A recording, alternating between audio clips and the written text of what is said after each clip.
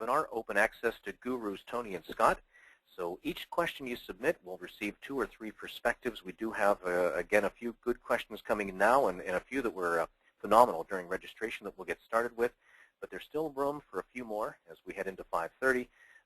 So just enter your questions again into the text field of the webinar panel, and I'll be pleased to read them aloud for Tony, Scott, or myself to respond. Let's begin with a question from Deborah. Deborah asks, what's the best approach to convince management the value of data mining projects instead of just simple analysis? I can think of 2 things off the top of my head, and then we'll go around to Scott and Tony. I would say if you have some funds available, invite a seasoned senior consultant and say a keynote level presenter. We do have them here at the modeling agency to come in for, say, a 2 to 4 hour executive overview so that that presenter can go over the capabilities and limitations, the risks and rewards, a few case summaries of what you can expect if predictive analytics is approached the right way, and to give a little bit of a roadmap from a strategic point of view of why it's important to follow a structured process.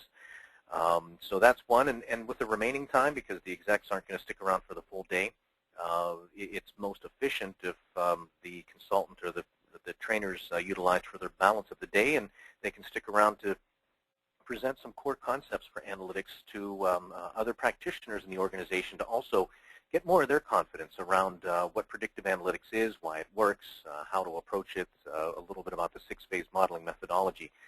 So that's one idea. And the other that I have, and I'll bridge this over to Tony, I think would be around doing a pilot project through incremental development. And so I think that's a great way to bridge it, Tony. And Tony, you might be on it sounds like you're on your PC mic, because I'm getting a lot of feedback that as long as you're the only one talking, that might not be as much of an issue. Yeah, I had to switch over. My apologies to the group. I'm having a problem with my phone connection at the moment. So rather than miss part of this, I just switched over to the PC mic. I like both of Eric's suggestions on this. The thing that I would like to really see, and I'm going to take a little bit different tact on this, is as opposed to the kind of direct results, I'm going to suggest that we should be switching our conversation. I think we spend far too much time as analytics professionals talking about our capabilities, the features, the strengths of the technology, and not enough time talking about the fact that what we're actually doing is delivering business value. And I think that's where we pick up on the idea of adjusting our resource allocation strategies in a way that helps our business decision makers make better decisions and enhance their performance metrics through that process of adjusting their resource allocations. We all have limited time, limited money, and when we start talking to them about how we deliver business values instead of the technical capabilities that we're capable of, I think we get a lot more attention in the organization. That's a good point. And what about the aspect of a pilot and the incremental kind of low-risk, high-reward approach? Is a pilot a good idea, or is that a little premature, at least for leadership, to have them appreciate predictive analytics a little bit more? No, and this is what I say. I agree with you fully. I think an initial pilot project and allowing everyone in the organization to see the process and how it develops in a structured environment with limited scope and delivering value is exactly what we need to be doing.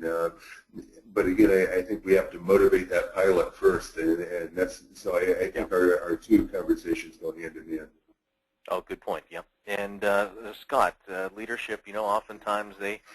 Tony, I'm going to mute you because I'm not one who can sing the national anthem with that echo. So. Scott, and I've got you muted. I'm sorry, I didn't even intend to do that.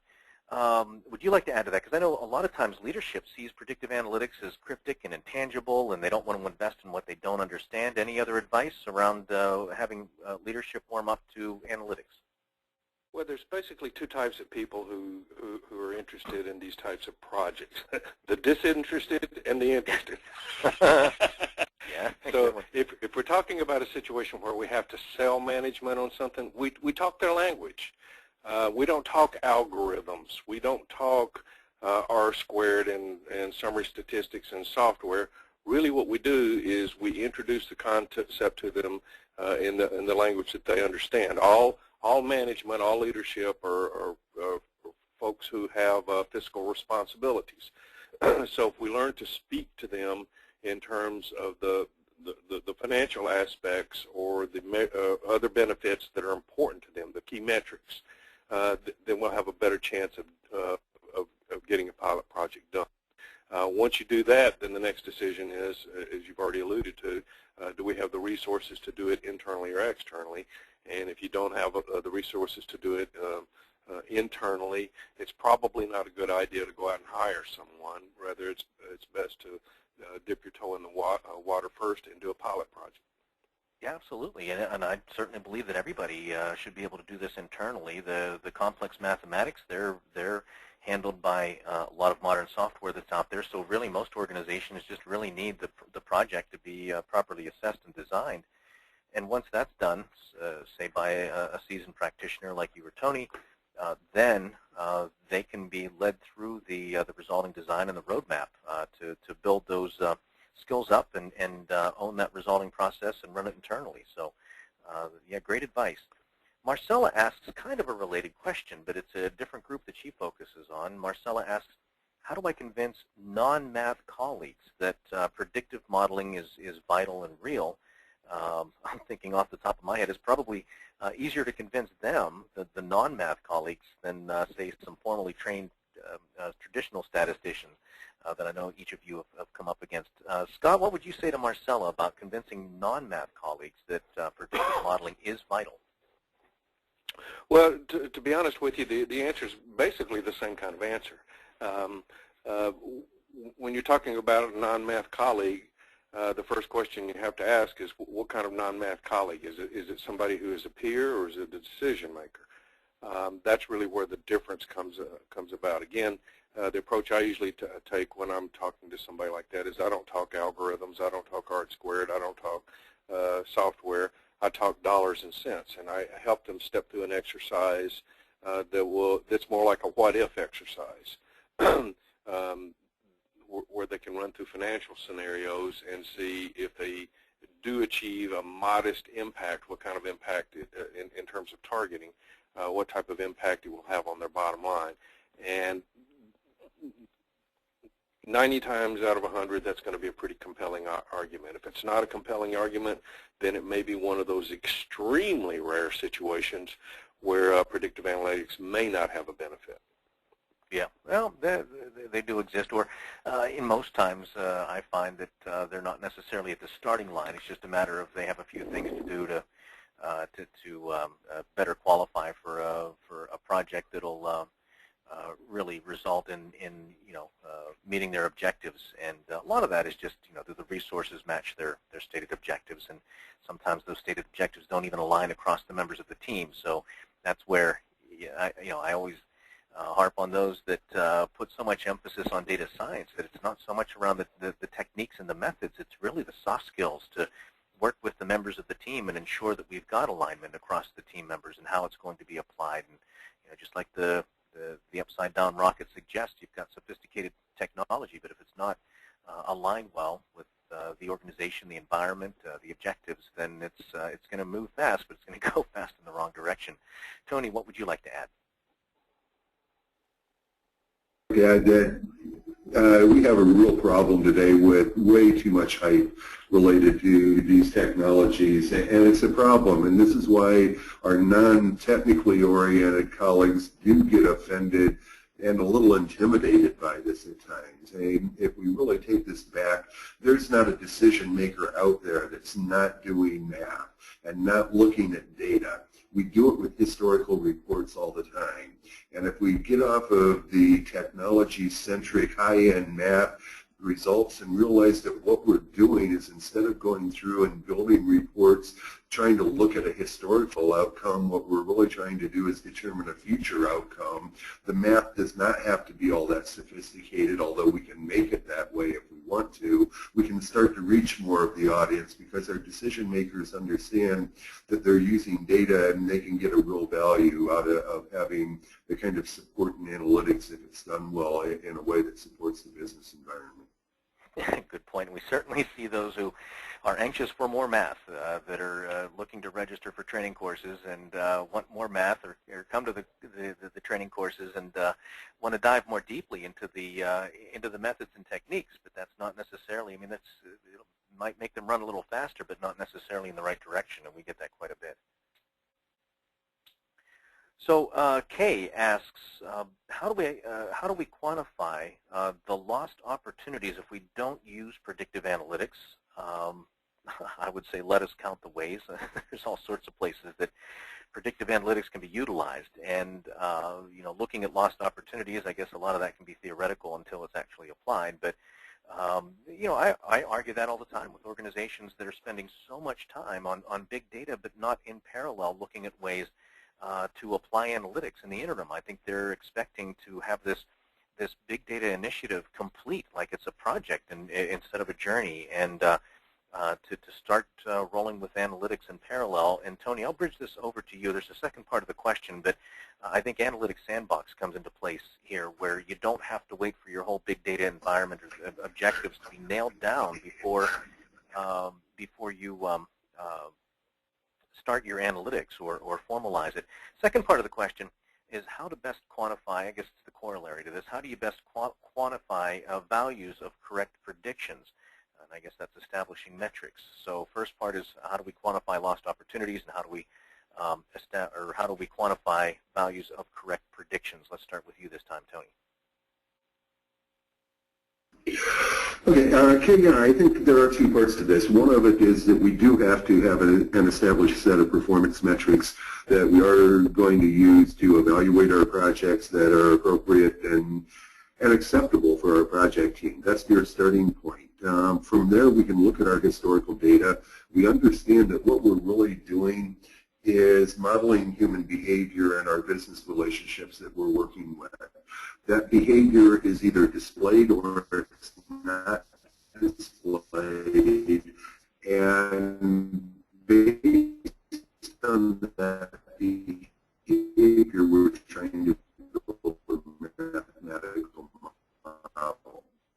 Once we do that, we can actually compute our performance metrics on our historical data as if it were perfect behavior, because this is the best our model is going to be capable of doing. When we compute what our training data set, our historical data, then we can cut decision processes and get an evaluation of what a project in that area could be worth. We're likely not going to achieve full potential, but take a realistic expectation and hopefully have it help us make an evaluation of how much that project could be worth and how much we left on the table by not attempting it. Okay, very good. And I think we caught most of it. There was a part in the middle where there was a good bit of, I guess, what we call digital decay with the Skype connection. I know you had to call back in through that, but I think we got the essence of most of it. And Scott, would you like to extend? Well, I'll just emphasize what Tony said. Really, what you want to do in business is when you're talking about opportunity costs and you're talking about quantifying incremental benefit, that's a defensive strategy versus an offensive strategy. And I think, based upon my experience in the corporate world, most people like to take an offensive strategy whenever possible. It's you're getting into theoretical stuff, counting the chickens that you never had.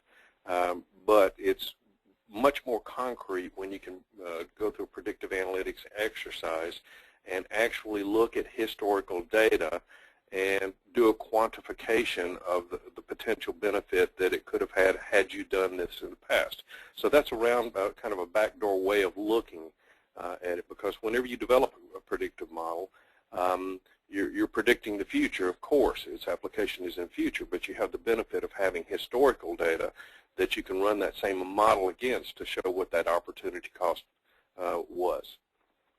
complex answer, and it made a lot of sense. And if it made a lot of sense to me, that's a great thing. That's a great way to explain it. We'll do a last question for Michael. What kind of tools are best for displaying the results? So this is a visualization question. For data mining, what are some of the things to avoid when presenting the data? I'll give my 2 cents here. I've heard great things about Tableau for making the data pretty, but I think the biggest thing to avoid is not asking leadership or the user what kinds of visualizations are most useful and desirable. It's really up to them. How do they plan to use the results, and what visualizations will allow them to best leverage the findings? So I would say they have the answer. Is really to interview them, and that's why so many data scientists we don't find where they engage the various members of the team and ask these kinds of questions. The answers are right there. You just go get them and apply them. So that would be my initial take. Scott, let's start with you. What kind of tools are best for displaying the results, and what are some of the things to avoid when presenting the data? Well, I think I'll start with the first part of it first. When you're talking about tools, just about every tool that you've got today produces pretty stuff. But the real question you have to focus on is not focusing upon pretty, but focus upon meaningful stuff. You ask yourself the question, irrespective of the tool, does it get to the point that I'm trying to get across? And as a general rule of thumb, over many years of doing this kind of stuff and speaking to different audiences, within any audience, you're going to have individuals who are more tabular oriented, and you're going to have people who are more graphically oriented. That's just the nature of people. So, whenever I'm speaking to or I'm presenting to an audience that I'm not familiar with intimately, I'll try to give them both. I'll give them the numbers and I'll give them the graphs. That way you can satiate both types of personalities when you're dealing with them. Other than that, know who you're presenting to.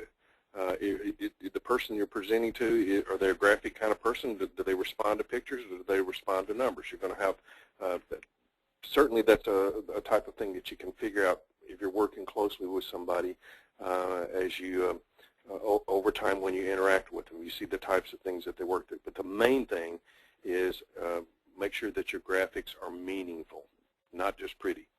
Absolutely, yeah. It's better to feel good than to look good, but if you can do both, that's the best. Tony, you want to sum it up? Yeah, I think you guys have really covered the area pretty well. The one thing that I do want to add is something I've been talking about a lot recently, and that's the idea that we've become very enamored with tools like Tableau and dashboards generally.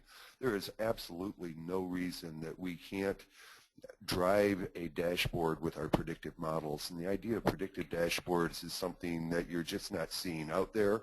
I think it allows our business decision makers to see the impact of our models and deal with complex multi-dimensional KPIs and performance metrics effectively, and see how that would have an impact in the delivery of the material. And I think just exploring the combination of predictive analytics and the generation of predictive dashboards is a great combination we're going to see more of in the future.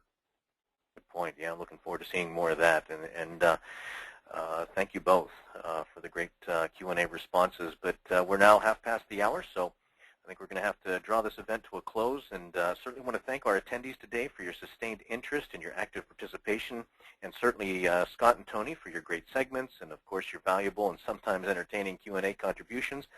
We'll follow up with an email shortly with some resources and suggestions that will hopefully be useful to you. From there, we hope you've offered permission for us to stay in touch through the Modeling Agency's newsletter, and that you consider joining us at a public training event soon.